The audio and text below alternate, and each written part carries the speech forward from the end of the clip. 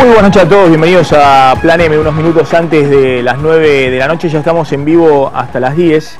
En un rato vamos a estar hablando con tres sindicalistas. Sergio Romero, un hombre clave en el sindicalismo docente a nivel nacional, porque ayer estuvo en la reunión con Capitanich, con el gobierno nacional, y a partir de esa reunión se pasó un cuarto intermedio hasta el lunes próximo. Así que le voy a preguntar a Romero cuál fue la negociación secreta que terminó levantando el paro y qué puede pasar a partir del lunes. Tiene toda la información desde adentro, cosas que hasta ahora no han levantado los medios, que ha pasado como desapercibido en la opinión pública. Y después vamos a hablar también con Héctor Daer, que es dirigente del gremio de Sanidad y diputado nacional del Frente Renovador, y con Miguel Ángel Díaz, que es secretario de UDOTVA, de uno de los gremios de la provincia de Buenos Aires, porque sí, en la provincia de Buenos Aires ya han los principales gremios han anunciado un paro de 72 horas para la semana próxima. Hoy se levantaron de la mesa de negociación con Scioli porque rechazaron el aumento de 25,5% en 3 cuotas que anunció el gobierno de Daniel Scioli. Bueno, y también hay una situación muy compleja y peligra el inicio de clases en la provincia de Buenos Aires. Pero con ellos vamos a discutir, bueno, qué está pasando en el tema salarial. Si es la oposición la que quiere ajustar salarios, si son los empresarios, si es el propio gobierno urgido por la necesidad que está tratando de ponerle un tope a la discusión salarial, y por otro lado los sindicatos, los trabajadores desesperados por no quedar atrás en la carrera frente a la inflación. Vamos a tener también una mesa de 2 economistas para discutir hacia dónde va el gobierno, cómo es el plan de receta ortodoxa, FMI, Club de París, por qué va en este sentido el gobierno diametralmente distinto al de los últimos 2 años, y qué pasa con YPF, que cambia en la economía argentina el pago y el cierre del litigio con Repsol por YPF.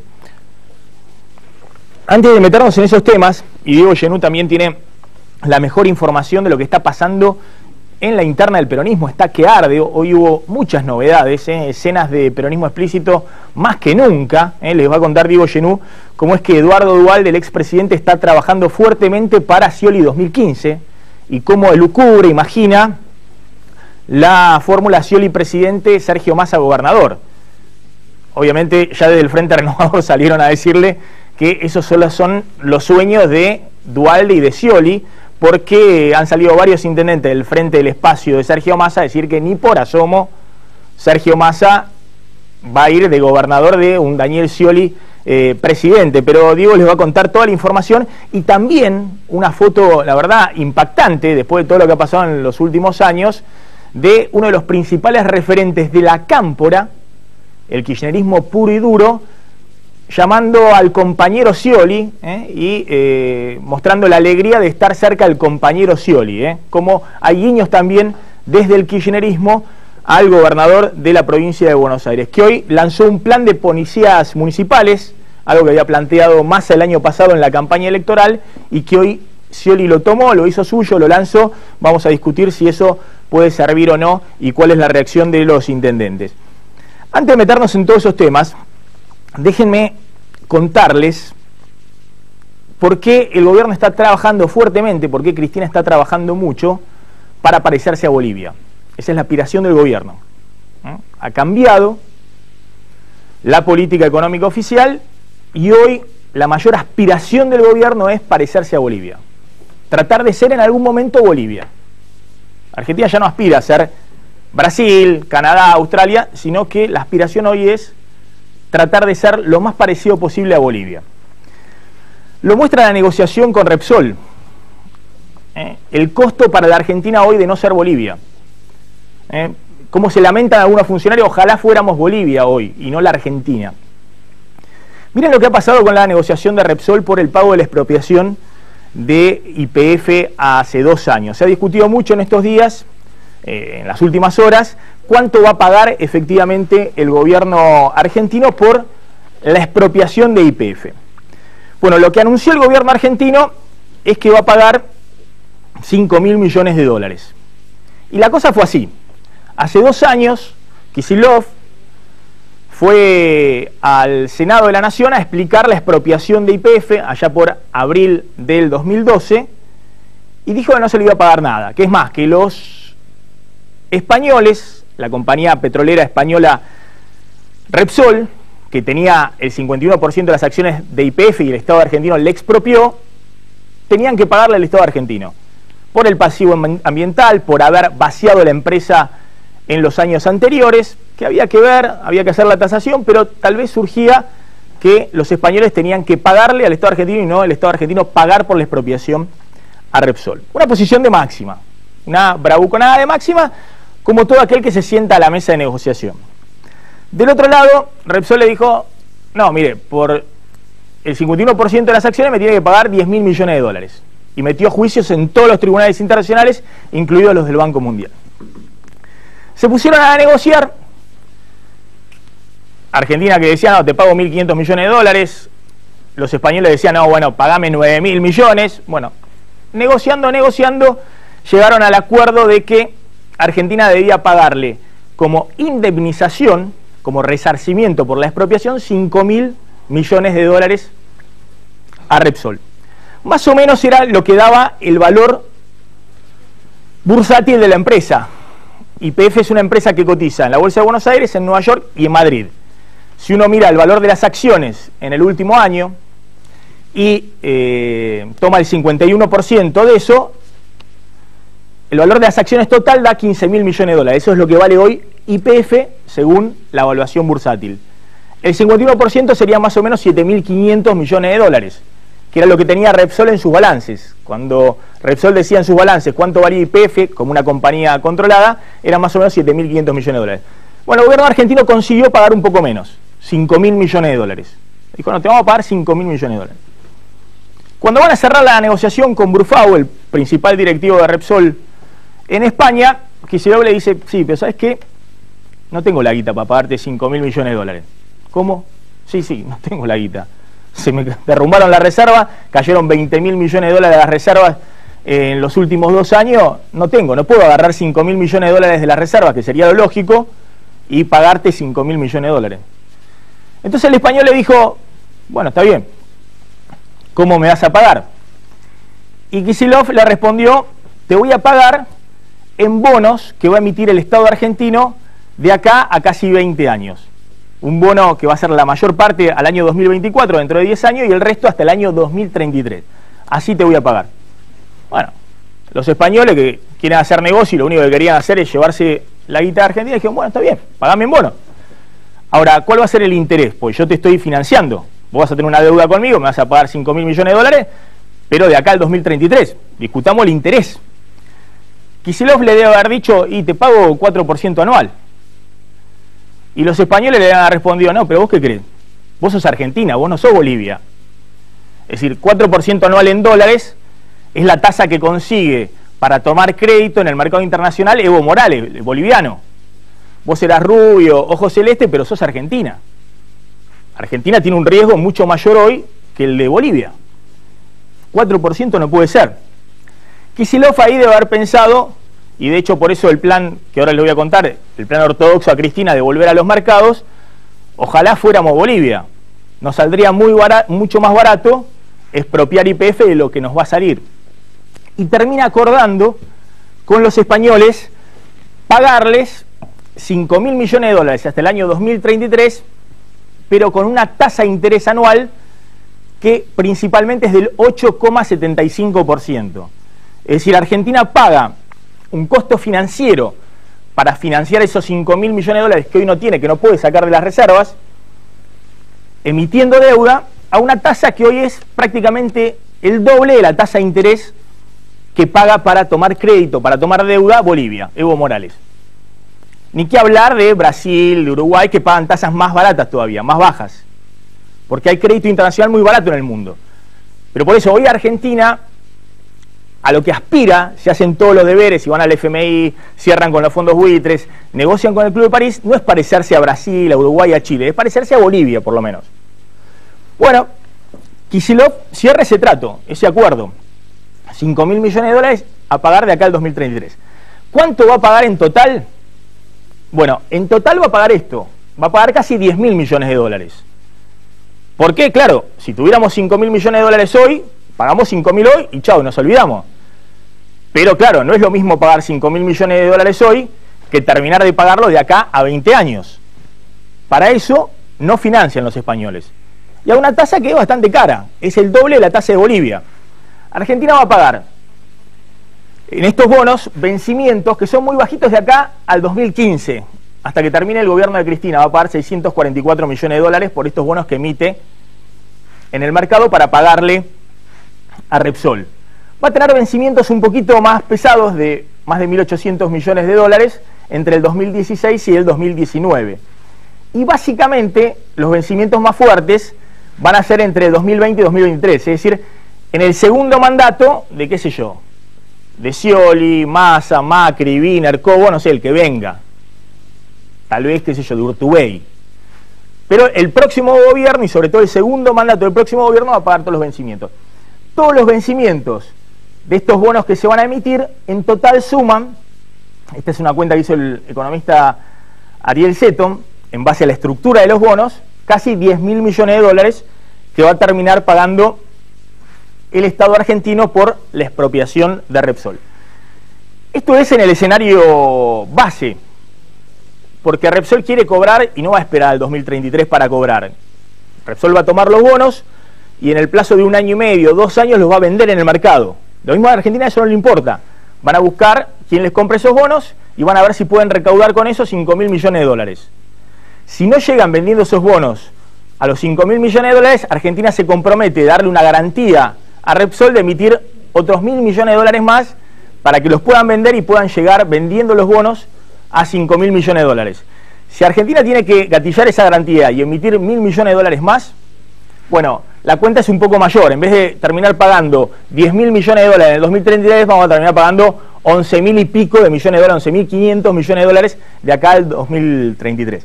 No le importa eso a la Argentina, a Repsol tampoco.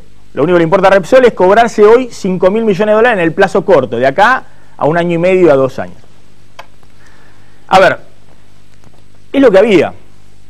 Si Argentina tuviera hoy otro nivel de reservas, pagábamos 5.000 millones de dólares y chau. Que de hecho es lo que debe haber pensado en su momento cuando se expropió hace 2 años la empresa Kicillof. Porque la verdad que el gobierno, la economía y el ministro de Economía no eran los mismos que los que hay hoy. Es decir, tienen el mismo nombre. Esta es la economía argentina, la misma que había hace 2 años.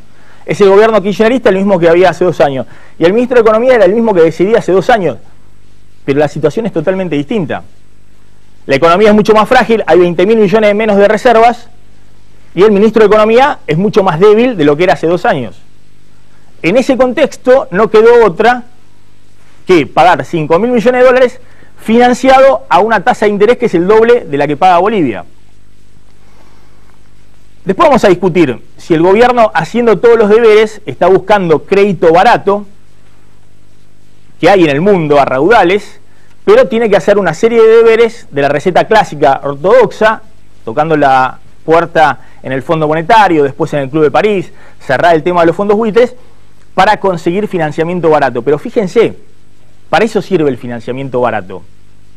Que te cobren una tasa de interés barata significa que uno paga menos, gasta menos recursos.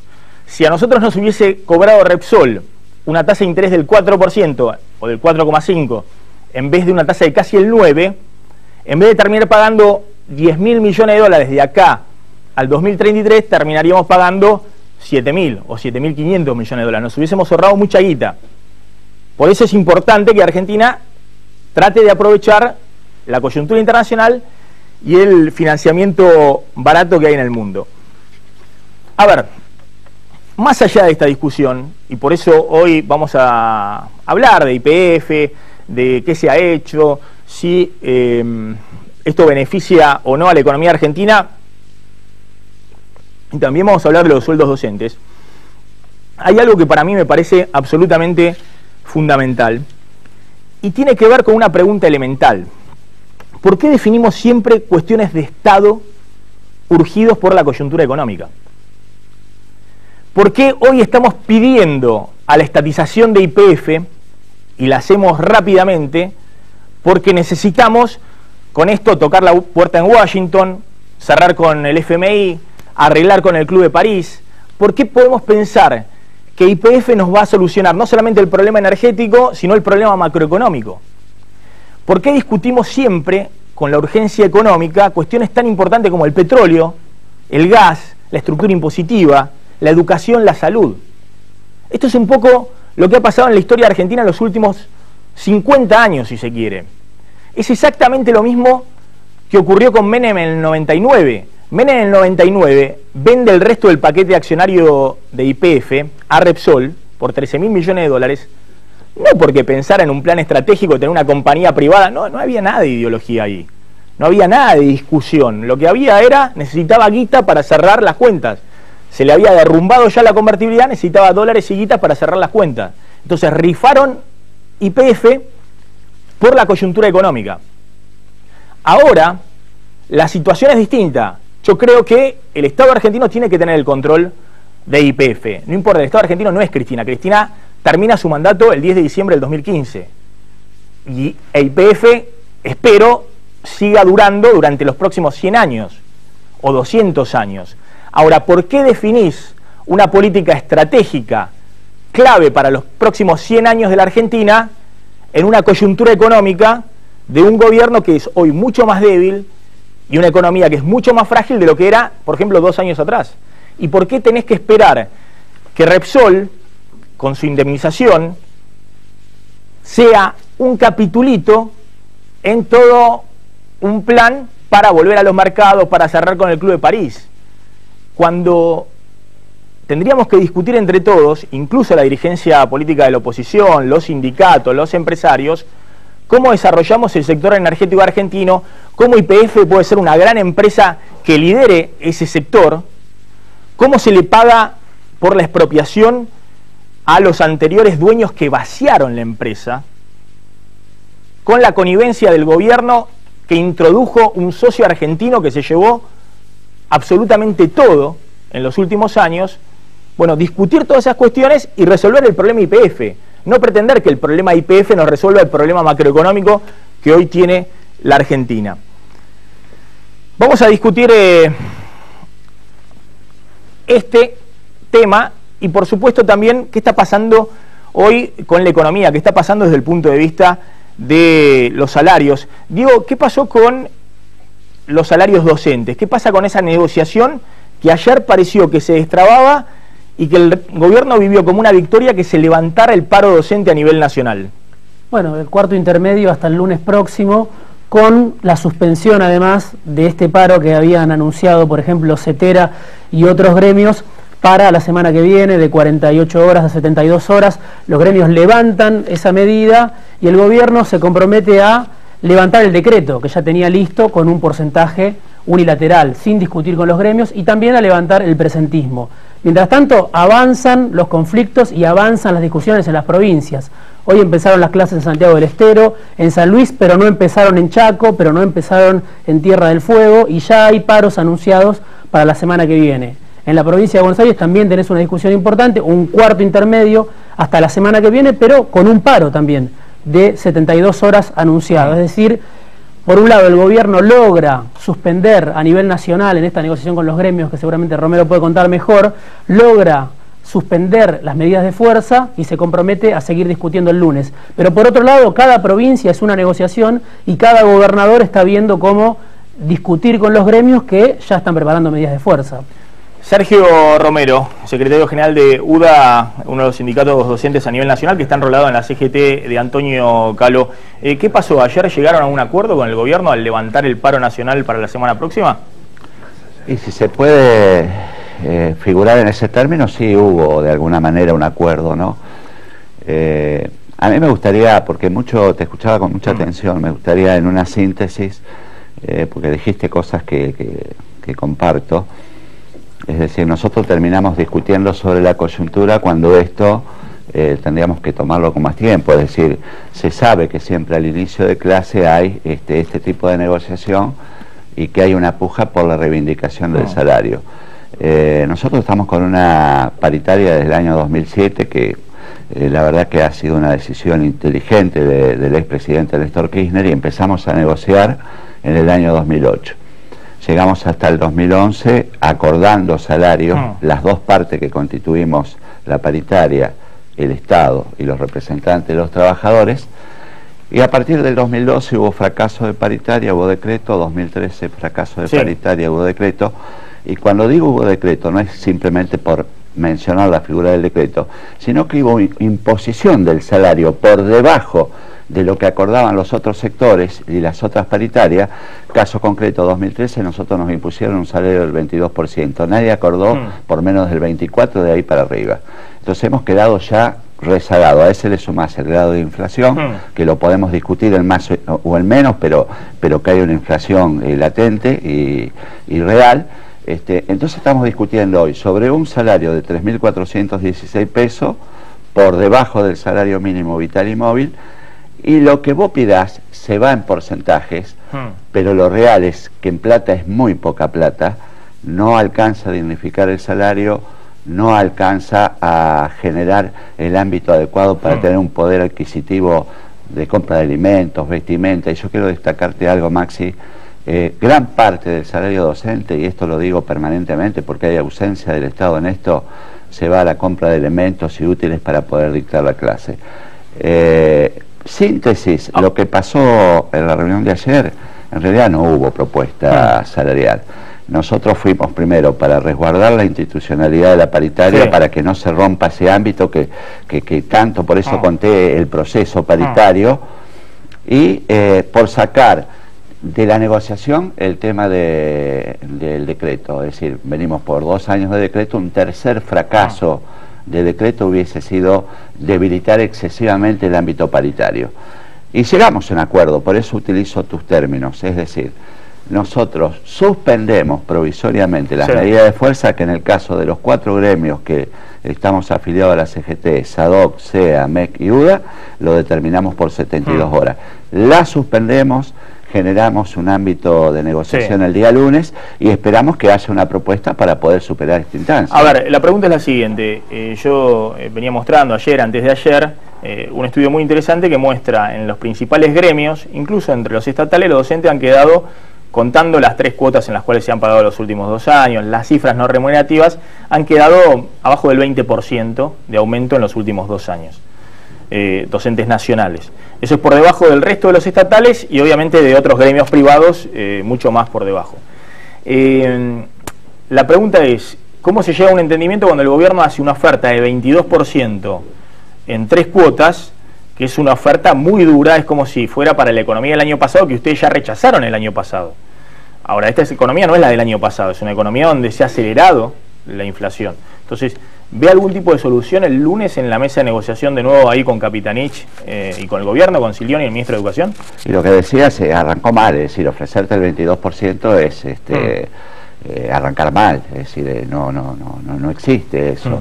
Pero hay un segundo condimento que me parece que agravó la negociación, que es la propuesta de generar, yo llamo es un retroceso en el sistema educativo nacional de querer imponer el ítem por presentismo. Es decir, nosotros hemos luchado, los trabajadores de educación hemos luchado muchísimo para desterrar esto. Ha quedado demostrado en la reciente historia, particularmente en la década del 90, donde se impuso este ítem en el salario, docentes que en los peores estados de salud concurrían al trabajo porque es parte importante. En este caso nos habrían ofrecido 2.000 pesos, 2 cuotas de 1.000 pesos cada una. Termina siendo una parte importante dentro del salario. Entonces nosotros lo que decimos, para empezar a evaluar primero los porcentuales hay que despejar esto del camino. Yo creo que no vamos ni siquiera, y en esto estamos de acuerdo las 5 organizaciones sindicales, ni siquiera vamos a evaluar la propuesta si no se retira de la mesa de negociación el presidente. Ahora le hago una pregunta respecto a eso. Es cierto que eso viene de la época de Cavallo, de la década del 90, el presentismo para los docentes.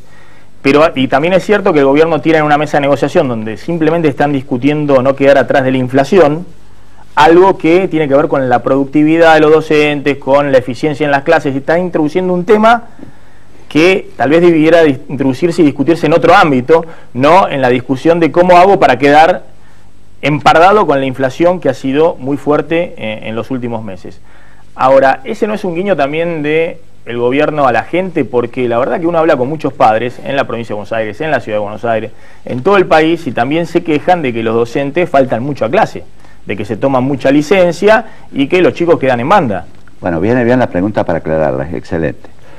Primero, no son las estadísticas que expone el gobierno en esto, es decir, no hay el ausentismo que se dice. Tenemos sí dificultades particularmente en el nivel medio, pero no en la magnitud que se presenta, y decir que nosotros hemos hecho propuestas concretas para trabajar en materia y superar esta instancia. Yo creo que lo que hay que buscar son las causas. Entonces, y hay muchas causas, entre las cuales está, por ejemplo, la violencia en el ámbito de las escuelas, es decir, hay mucha violencia en la sociedad que se traslada a las escuelas. Ustedes han sido artífices de demostrar la preocupación de los docentes, parte del ausentismo es parte del ausentismo también son los problemas psicológicos que atraviesan los docentes, es decir, hay que buscar las causas, trabajar en conjunto el Estado y los trabajadores y ver cómo podemos solucionar esto. Ahora, meter presión y hacer con esto algo extorsivo me parece que no funciona así de esta manera. Y después también despejar del camino otras cosas que se andan diciendo, como que queremos ganar mucho por 4 horas de prestación de servicio. Es decir, lo que hay que dejar claro es que el trabajador de la educación tiene 4 horas áulicas, pero la mayor parte de su desarrollo de la actividad la hace por fuera de la escuela, inclusive sábados y domingos, esto también hay que decirlo. Un trabajador en una empresa trabaja 8 horas, se va a su casa y se olvida hasta el otro día.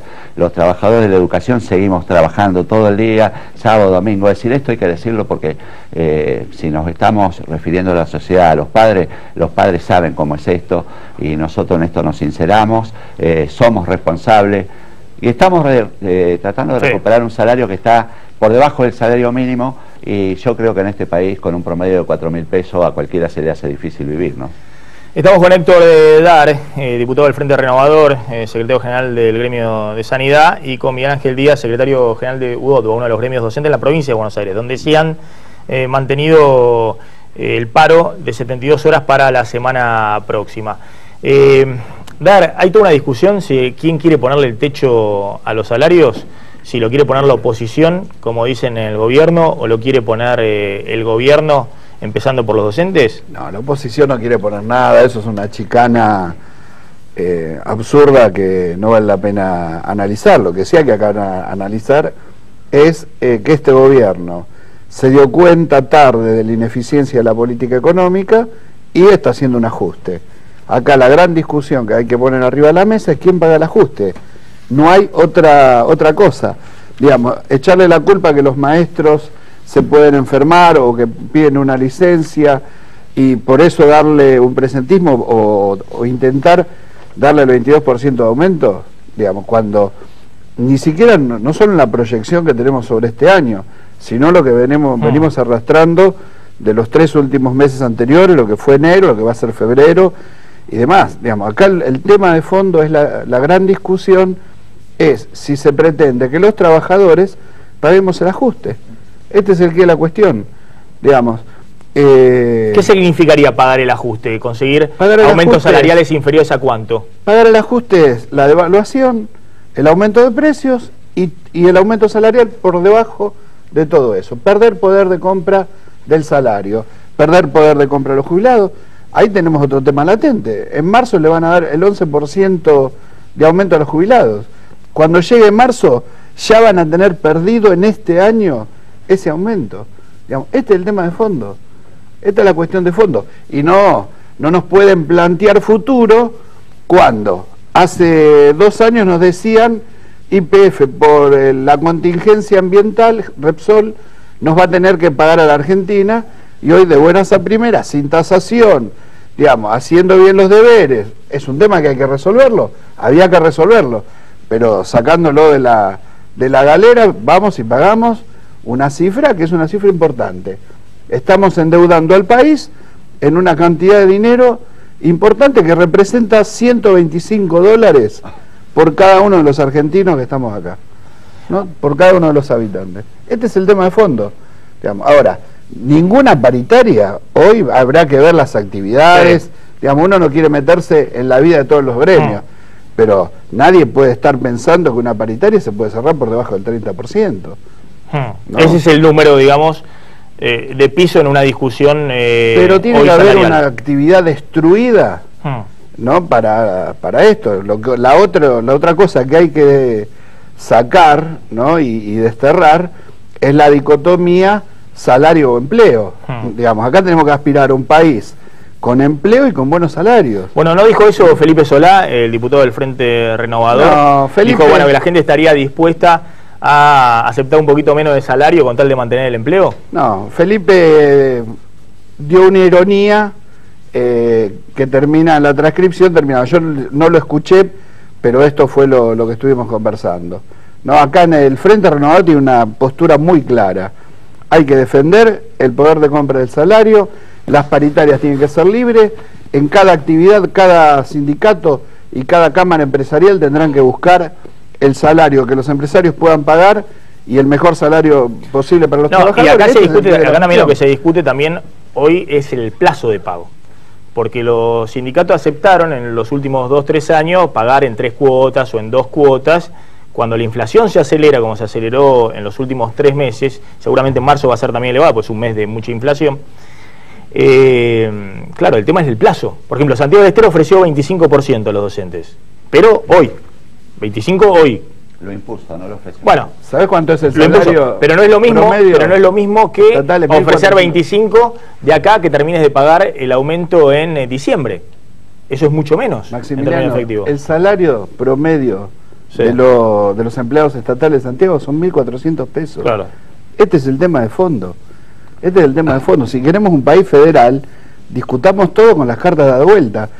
La imposición del 25% en Santiago es por exagerar, hacer bien las cosas con el gobierno nacional. Con el gobierno nacional. Digamos, esto es un tema político. Pero, pero lo que sorprende es que eso es mejor que lo que ofreció el gobierno nacional a los docentes nacionales, que le ofreció 22 y en 3 cuotas para que termine de cobrar los primeros días de diciembre. Hay gobiernos que son previsores. Esperemos que a los docentes no le hayan dicho el lunes para pasar la Asamblea Legislativa. Es decir, para que Cristina no tenga el conflicto social de paro. Ojalá en el medio. A los compañeros, nosotros en la reunión del Consejo Directivo, recibieron todo el apoyo los docentes para ir en busca de un salario inicial que esté por arriba y que quede por arriba del sueldo vital mínimo móvil. Esto del Consejo Directivo, porque claro, DAR también forma parte de la CGT de Antonio Caló. Es la CGT, no, somos todos miembros, es un grupo colegiado. Estas son las cosas que a mí me encantan del peronismo. Y tenemos, ahí tenemos está opiniones diversas. Diputado nacional del Frente Renovador de Massa, y está ahí al lado de Antonio Caló en la mesa directiva de la CGT de Antonio Caló, que supuestamente está cerquita de Cristina.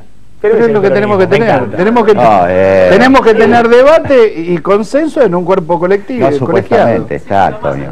Está. Es más, los dos. Caló, claro, Sergio Romero, que es también de la CGT Caló, me aclara que Antonio Caló no está supuestamente al lado de Cristina, está al lado de Cristina. Claro. Bueno, por lo visto, Dar que se sienta al lado de Caló ha puesto una fichita en otro lado, en el espacio de Sergio Massa. Los dos diputados que tiene el Consejo Directivo de la CGT estamos en el bloque de Frente Renovador. Con Sergio Massa. Con Sergio Massa. Es bárbaro, el peronismo. Pero todas las opciones te abre. Miguel Ángel Díaz, secretario general de UDOCA. Bueno, ¿los docentes bonaerenses van al paro la semana que viene? Sí, directamente. ¿Hoy se levantaron de la mesa con Scioli? Hoy hubo una reunión paritaria, suspendida ayer, porque no había oferta. Hicieron una oferta que es del 25% escalonada, 14% ahora en marzo, para cobrar en abril, como los jubilados, porque vos dijiste, los jubilados cobran en abril el 11%, no cobran en marzo. No, lo cobran en marzo, es en el mismo mes. En el mismo mes. No cobran al mes siguiente, sino en el mismo mes. Bueno, nosotros no, nosotros cobramos en abril, cobraríamos en abril. Quiere decir que vos tenés una inflación de 4 en enero, de 5 en febrero, la proyección nos dice 3, 4 en marzo, quiere decir que cuando cobremos en abril vamos a llegar al sueldo de diciembre recién. Vamos a retrotraer al sueldo de diciembre.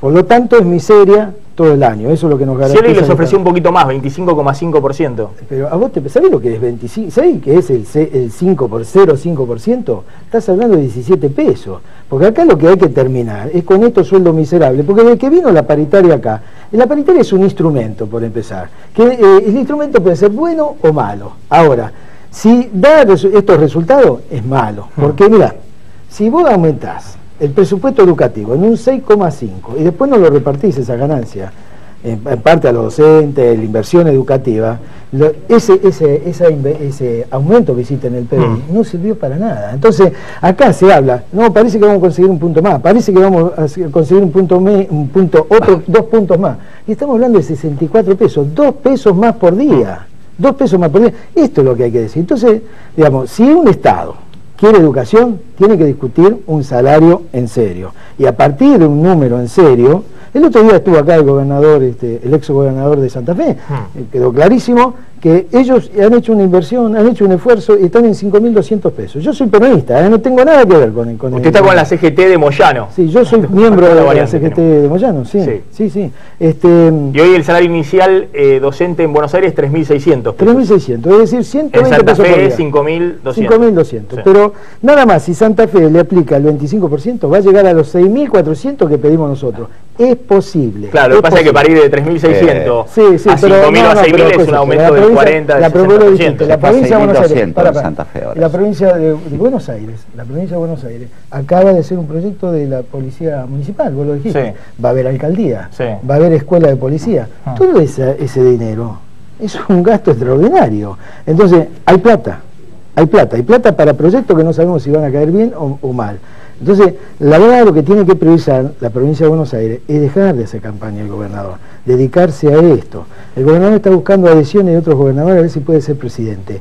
¿Qué desestabilización más grande es para la presidenta que ya está en el periodo de Pato Rengo, ¿no?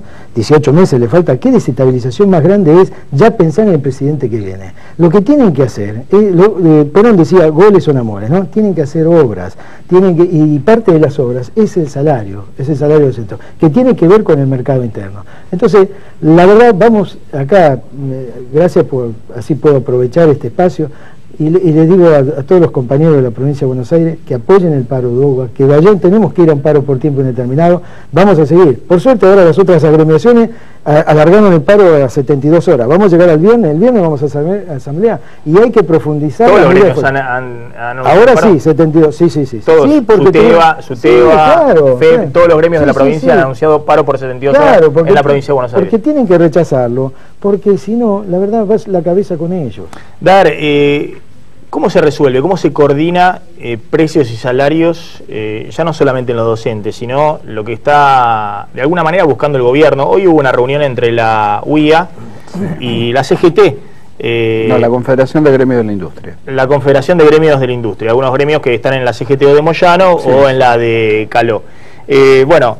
¿Hay alguna posibilidad de coordinar ahí precio y salario, o cuando los empresarios quieren coordinar precio y salario significa ponerle un tope a los salarios?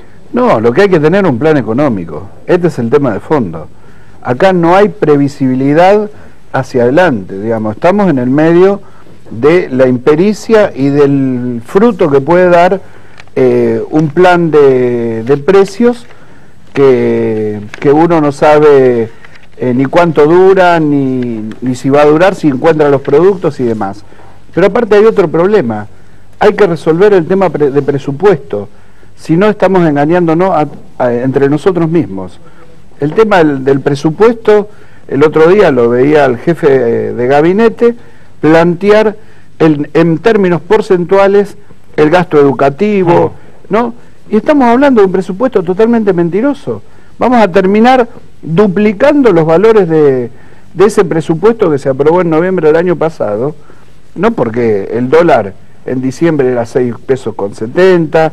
Sí, el presupuesto este año tenía dólar a 6.33, creo que aumento salarial del 10%. Y la inflación era del 10, y pico, bueno. La inflación trucha vieja, sí. Bueno, ya estamos con una mentira que es la organización del Estado y en qué se distribuye los esfuerzos de todos los argentinos. Entonces, esto también es otro tema que me parece que hay que replantearlo, y habrá que, lo primero que hay que hacer para tener previsibilidad hacia adelante, decir, bueno, este es el presupuesto, en esto vamos a gastar, esto vamos a recaudar, este va a ser el esfuerzo de todos los sectores compartidos de la sociedad para ver cómo salimos. Ahora, que el problema de la debacle o de una espiral inflacionaria sean los salarios, todos sabemos, los presentes acá, ahora hay economistas, que los salarios estamos yendo muy detrás del proceso inflacionario, ¿no? Y una última pregunta, Díaz. Ayer ocurrió algo muy lamentable, que fue que la golpearon a Mirta Petrosini de la Federación de Educadores Bonaerenses. Ella dice que la tiraron al suelo, la golpearon, hubo piña, hay fotos, y que fueron militantes de UDOCO, del gremio suyo. No, es absolutamente falso eso, va a tener que probarlo. Lo que le sirvió esto al gobierno, el acting le sirvió para después suspenderse la paritaria. Yo tengo amenaza de muerte por ella, hay un montón de gente que estaba en la paritaria de Cocochoy y hay grabaciones precisamente. Mire, esto no le hace bien al gremio, al gremialismo en general. Discutamos lo serio, no se puede hacer parar la pelota por una cuestión personal que ha tenido con alguna mujer en la calle. Bueno, si fue golpeada y hay una denuncia judicial y demás. No, golpeada no fue. Hay otra cosa que es solidarizarse. Después hay que ver si por supuesto, está otro gremio atrás o son militantes que se cayó. ¿Sabes lo que pasó? Se le cayó un compañero dirigente tan alto como él encima y compañero de ella, que estaba pegando. Nosotros tenemos fotos de ese compañero dirigente de la fe que le pegaba a la gente. Gracias a los dos por haber estado. Te quiero una sola cosa. Duhalde no maneja la estrategia política del Frente Renovador. Esto que quede claro, ¿no? Y está trabajando con Scioli. Claro. Bueno, pero por eso, digamos, nosotros somos un espacio político que se está conformando y tiene ambiciones de presentar un esquema electoral en el 2015 para ser gobierno, ¿no? Me parece que Scioli cada vez es más el jefe del kirchnerismo, tal cual lo dijo Sergio Massa hace unos días, ¿no? Vamos a discutir un poquito, ya llegaron Jorge Todesca, Pedro Rabasa, bueno, ¿qué pasa con YPF? ¿Qué cambia en la economía argentina con la expropiación y el pago de indemnización a YPF? Pero antes, mirá estas escenas de peronismo explícito que tiene Diego Genú para vos.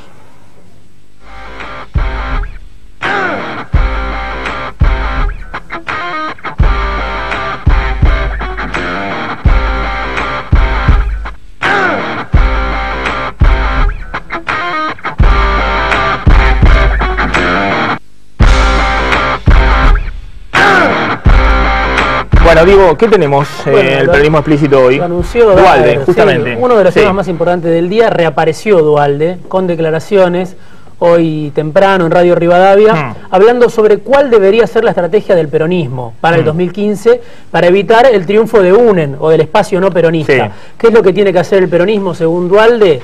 Que Scioli sea candidato a presidente y que Massa sea candidato a gobernador.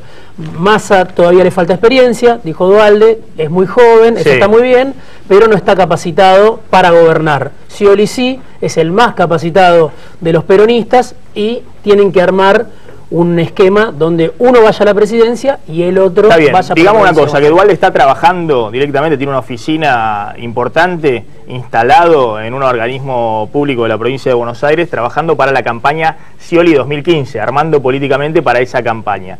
Y además hay otro personaje, el Chueco Mazón, antiguo operador de la Casa Rosada con despacho en el primer piso de Casa de Gobierno. Hace muchos años. Hace algunos años, décadas, cuando Néstor Kirchner estaba en el poder, que hoy está trabajando también junto con Duhalde en la campaña Scioli 2015. Sí. Desde el masismo salieron a contestarle. Sí, le salió a responder Severri, el intendente de Olavarría, diciendo que Duhalde no está a favor de ninguna renovación, no está a favor de ningún cambio y que está proponiendo a Scioli, que no tiene experiencia en gestión o que tiene una experiencia muy mala de 7 años de gobierno, según Severri en la provincia, que lleve ese esquema de fracaso a la nación. Duhalde, que hasta hace poco tiene amigos en el Frente Renovador, tiene amigos con Scioli, hoy blanqueó que está trabajando para el gobernador bonaerense y que lo quiere de candidato a presidente. Juegan mucho al ajedrez ahí en Villa Laniata, charlan mucho. Ahora vos imaginate si Massa, como dan hoy las encuestas, va a aceptar que Scioli sea presidente y él sea candidato a gobernador. No, me parece que no. Y en todo caso va a ir con su Frente Renovador, ya dijo que no va a ir a una interna, que va a ir como candidato en el 2015 de su Frente Renovador. Si las encuestas siguen dando lo que dan hoy. Duhalde tiene una pretensión, fue candidato a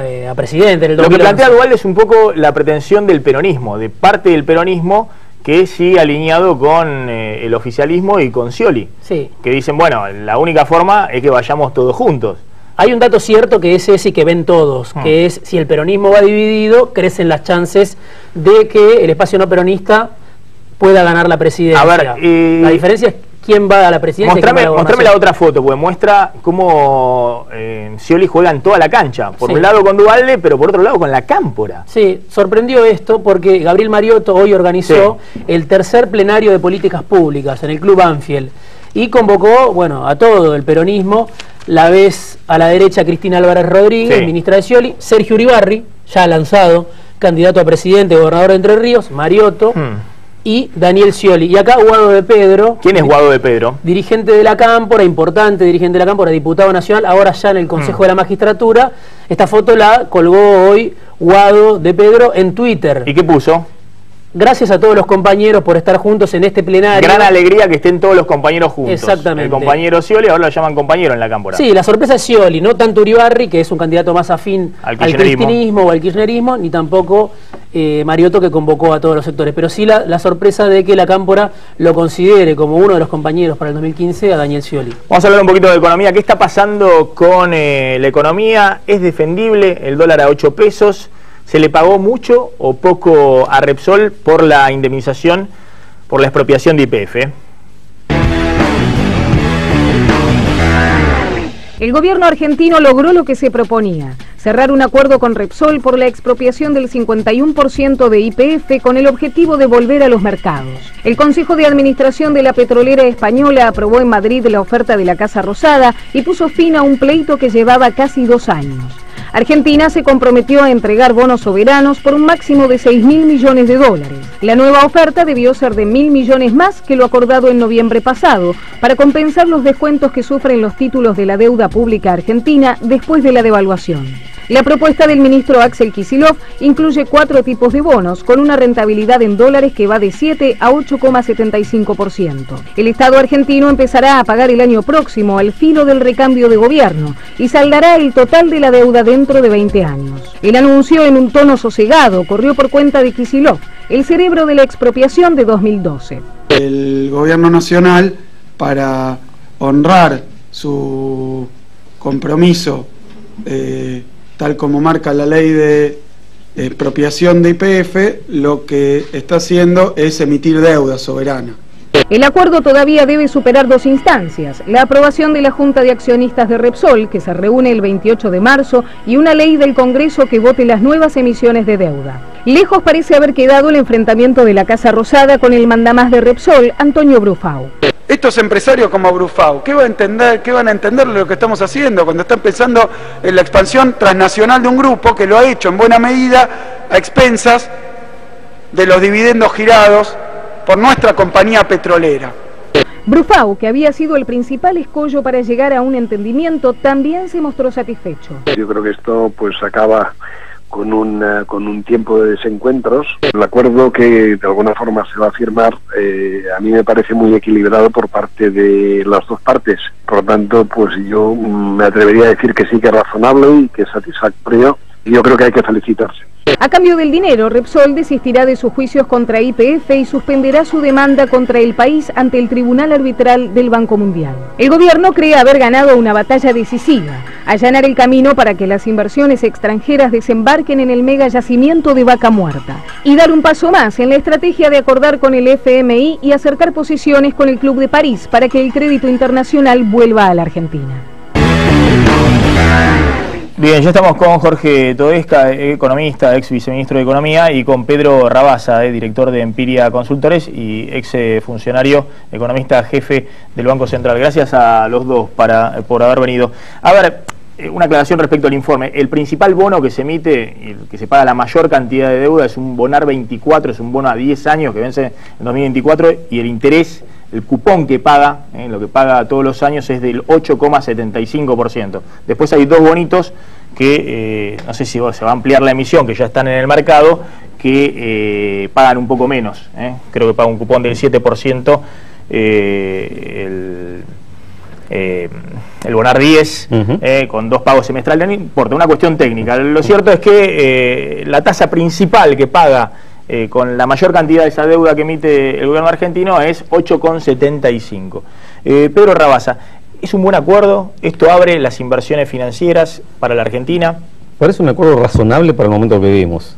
Si uno estuviera parado en otro momento, si estuviera parado en otro país, uno diría que es muy caro. Que es muy caro tener que pagar bonos, que en realidad la renta de los bonos que vamos a pagar es mucho más que lo que tienen escrito, porque vamos a entregar más bonos, no vamos a entregar 5 millones de bonos, vamos a entregar 6.000 millones, una vez que repongamos la garantía esa de 1.000 millones más en bonos. En otro momento, como comentabas vos antes, con Bolivia, seguramente hubiéramos tenido que entregar mucho menos bonos. Sí, si en este momento estuviéramos en la situación de Bolivia, nos hubiese salido más barato. Exactamente, pero para este momento, digamos, de la situación argentina, en la cual estamos pagando la renta de los bonos está alrededor del 13%, y tenemos necesidad de tener inversiones, y tenemos necesidad de parar la caída de reservas, es algo que está en el medio entre lo que Repsol pidió en su momento de 8.000 millones de euros y lo que el Estado decía que no iba a pagar nada. Parece una negociación bastante razonable y es una batalla ganada, no una guerra ganada, en una guerra más importante, que es tratar de normalizar la situación financiera con el resto del mundo. Claro, yo decía, claro, el gobierno se le corrió todo, digamos, no es el mismo gobierno ni la misma economía que hace 2 años, cuando tenía 47.000 millones de dólares de reserva, porque lo lógico, cuando vos pagás un gasto de capital como este, por ahí era pagar con reservas en este caso, tomar las reservas y pagar.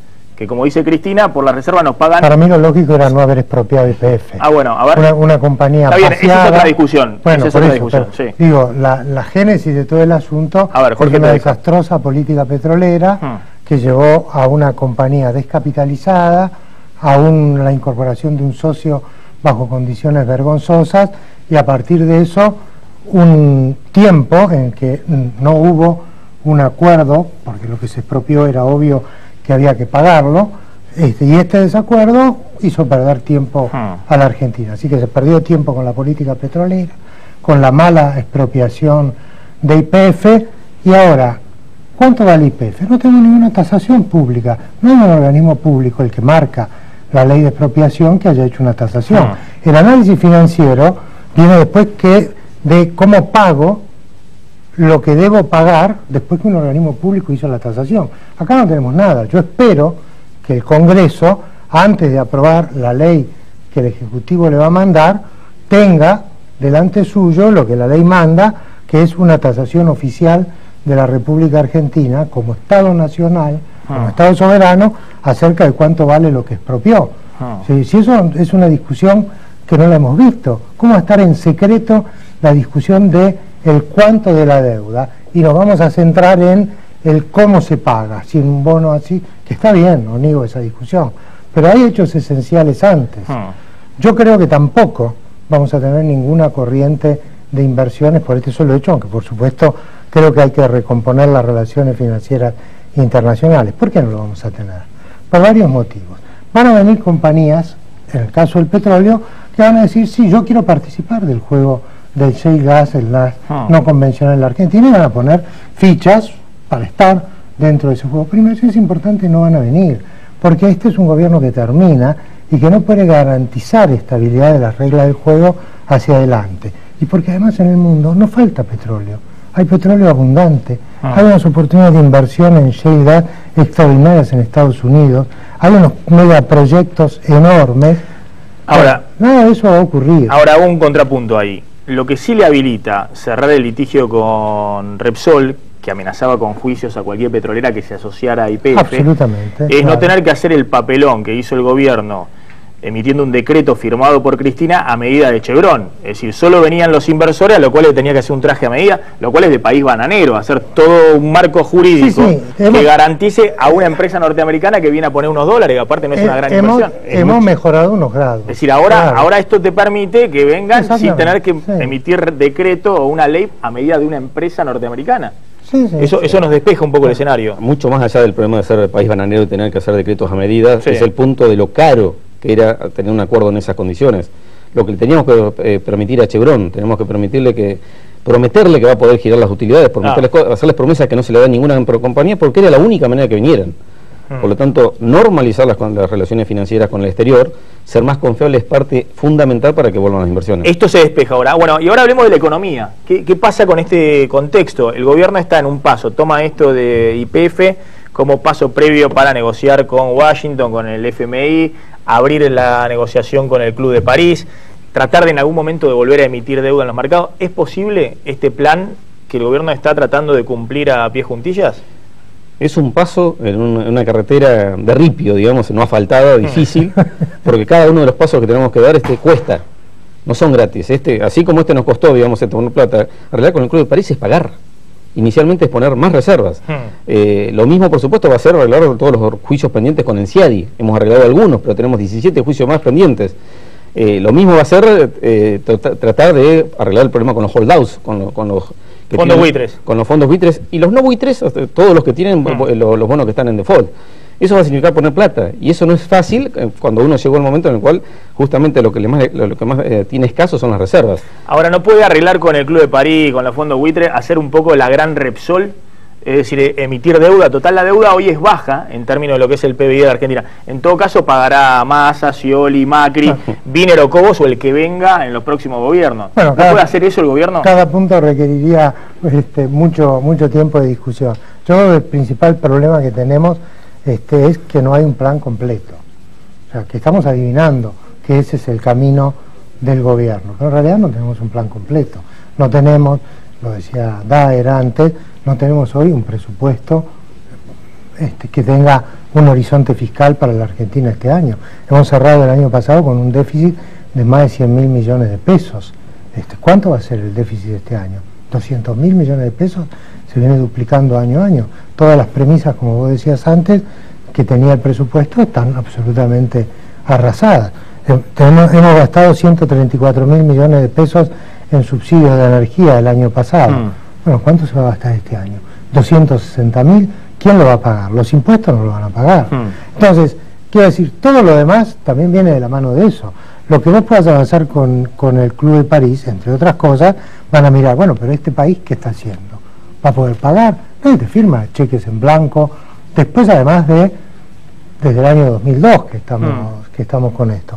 Yo coincido con lo que dice Pedro en la imagen esta del camino de ripio y demás. Bueno, que el gobierno lo recorra, pero la verdad es que debería presentar un plan más completo para que ese ripio no saltara para todos lados en cada curva de camino. A ver, ¿cuál es el desafío del gobierno llegado a junio-julio, cuando se termina la liquidación de la cosecha de soja? Hoy estabilizó la situación, la está peleando con la Reserva Banco Central, un día aumentan 10 millones, otro día caen 8 o 5, están ahí, estabilizadas, no crecen, pero tampoco venimos en la sangría que venía en enero, que fue una sangría insostenible, y por eso la devaluación.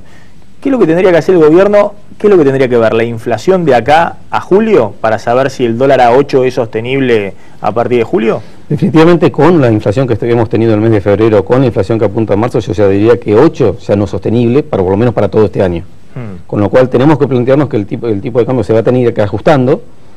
El desafío es que la inflación vaya bajando y que por lo tanto los ajustes que haya que hacer al tipo de cambio sean pequeños, y eso nos permita hacer esas mini devaluaciones como se intentó hacer en algún momento del año pasado, sin que eso provoque turbulencia financiera. Sin que eso provoque una corrida mayor como la que pasó. Como la que hubo en enero, exactamente, pero ahí el ratazo era mucho mayor, hoy tenemos un ratazo menor, pero 8 parece que no tuvo en cuenta la inflación que iba a venir después.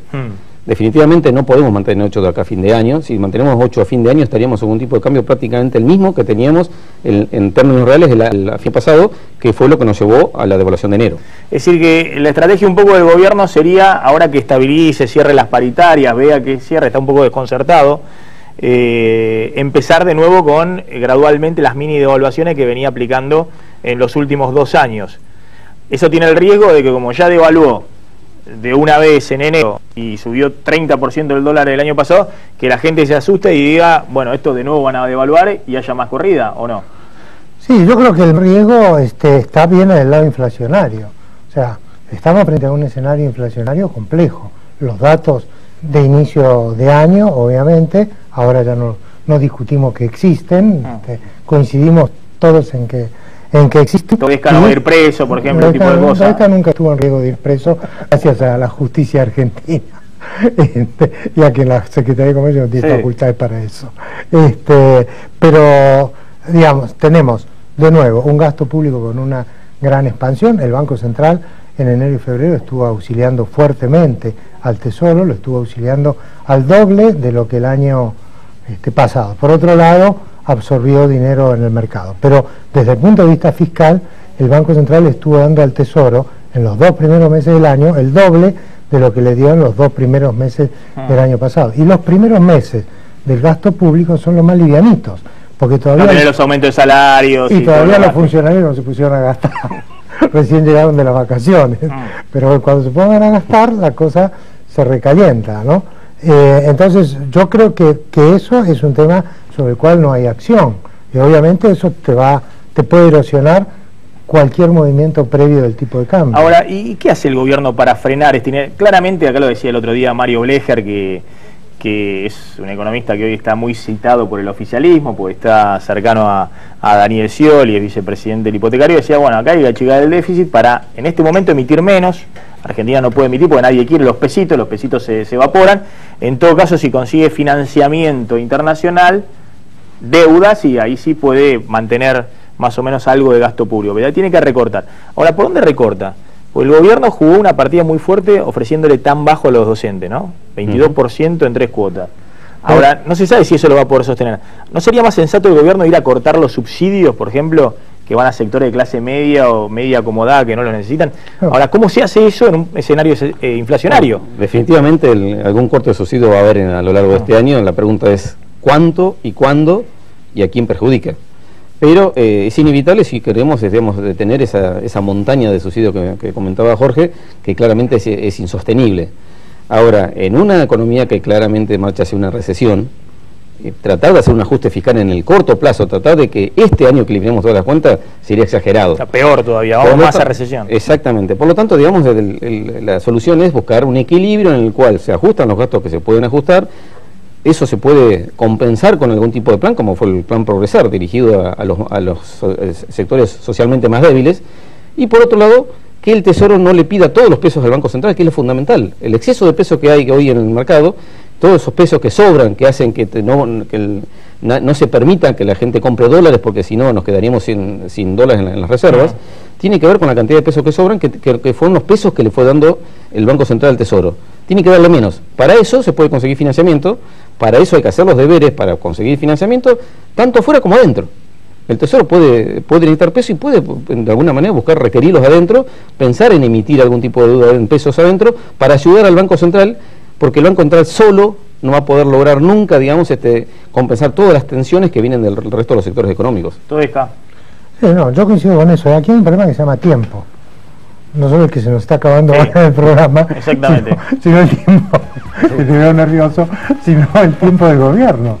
Va muy lento, aún ese camino de ripio va recorriéndose muy lento. Con esto termino, así te dejo libertad. Pero a veces es mejor ir lento que ponerse un bache y terminar en la banquina, ¿no? Bueno, que es lo que le pasó al gobierno, porque venía muy rápido. Venía muy rápido y terminó en la banquina. Está bien, pero digo, todo esto, para que no haya que cortar el gasto público abruptamente, que yo estoy de acuerdo, por supuesto, tenemos que seguir financiamiento. ¿Cuándo? ¿Ya? Claro. Gracias a los dos por haber estado esta noche en Plan M. Diego, simplemente la frase de Vudú, que mañana va a ser carrera en todos los diarios. Me acordé cuando Rabasa hablaba de emitir menos peso, menos billete. Ahí está Chicone y ahí están los billetes de Evita, que algunos tienen la firma de Amado Vudú. Sí, porque Vudú hoy desde temprano habló en varias radios, tratando de defenderse después de la presentación que hizo ayer la hija de Héctor Chicone, uno de los fundadores de la Calcográfica, que ya falleció. Entonces hoy Vudú habló con Víctor Hugo Morales, habló con Rial, dijo: no sé de qué me acusan, no sé de qué estoy imputado, los Chicone no tienen límite, son capaces de embarrar al muerto, al hermano, eso es lo más dramático. Esta presentación de Graciela Chicone con la firma de Nicolás Chicone, de Héctor Chicone, ratificando lo que había dicho el hermano, que estuvo reunido con Vudú en el 2010 en un restaurante de Puerto Madero para llevar adelante toda una operatoria que terminó con Vandenbrule como dueño de... ¿No sabe de qué lo acusan a Vudú? ¿No sabe que está imputado? Bueno, según dijo el fiscal que pide la indagatoria, se llama negociaciones incompatibles con la función pública. Esa es la causa principal. Después tiene otra causa que también sigue el fiscal Dilero y el juez dijo, que se llama enriquecimiento ilícito. Eso pasa a veces cuando los abogados no lo asesoran o cuando lee un solo diario, tal vez por leer página 12 nada más y no leer otro diario. Está bien, Clarín miente, pero lee La Nación, lee Ámbito Financiero, El Cronista, qué sé yo, La Prensa, lee otro diario y te vas a enterar de qué estás imputado. Nos estamos retirando, quédense en Canal 26, ya llega Clara Mariño y Eduardo Serenelini, primer programa del año con A Fuego Lento. Nos encontramos mañana, como siempre, a las 9 de la noche en Plan M. Chau, pásenla bien.